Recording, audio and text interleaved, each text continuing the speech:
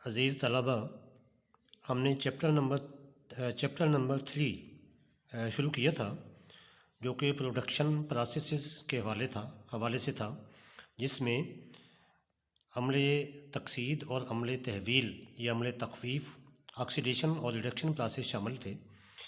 उसमें पार्ट 1 हमने किया, उसके बाद पार्ट 2 हमने किया, अब ये पार्ट 3 है। पार्ट 3 में हम फ्लक्स के बारे में पढ़ेंगे।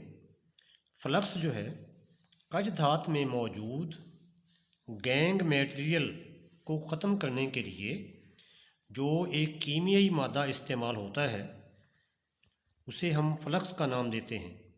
फ्लक्स गैंग मटेरियल को पिघलने वाले मादा में तब्दील करके स्लैग बना देता है। स्लैग हम पहले पढ़ चुके हैं। अब इसमें दो नए अल्फाज इस्तेमाल हुए हैं, जिसमें गैंग मटेरियल और कज धात। कज धात पहले आप पढ़ चुके हैं। कज धात एक्चुअली वो नाखालस मादे होते हैं जो कि मुख्तलिफ़ किस्मों की मादनियात जो ज़मीन से निकाली जाती हैं, उनके अंदर जो अनवांटेड मादे शामिल होते हैं, उसको हम गैंग मटेरियल का नाम देते हैं।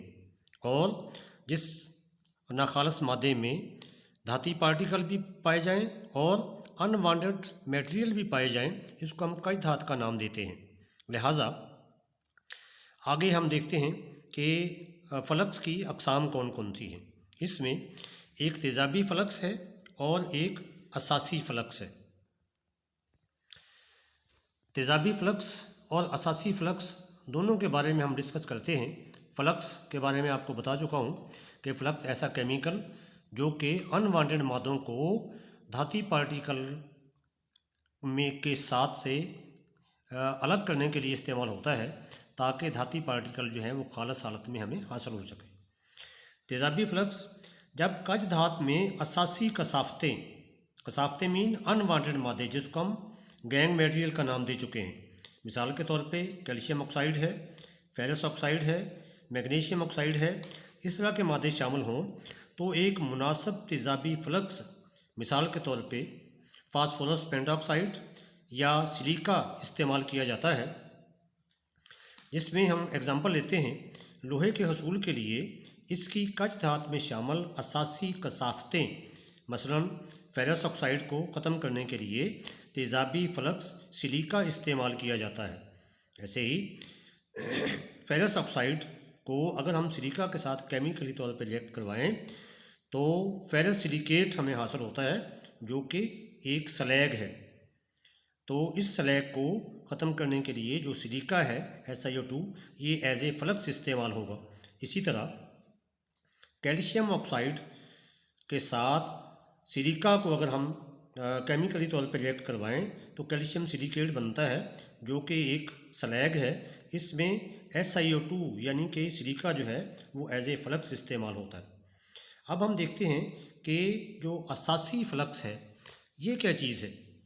अगर कज धात के साथ तेज़ाबी कसाफ़तें, मिसाल के तौर पे फास्फोरस पेंटॉक्साइड और सिलिकॉन डाइऑक्साइड या सिलिका वगैरह शामिल हों, तो इनके साथ इस्तेमाल होने वाले फ्लक्स का असासी होना लाजमी है। मसलन कैल्शियम ऑक्साइड और मैग्नीशियम ऑक्साइड वगैरह।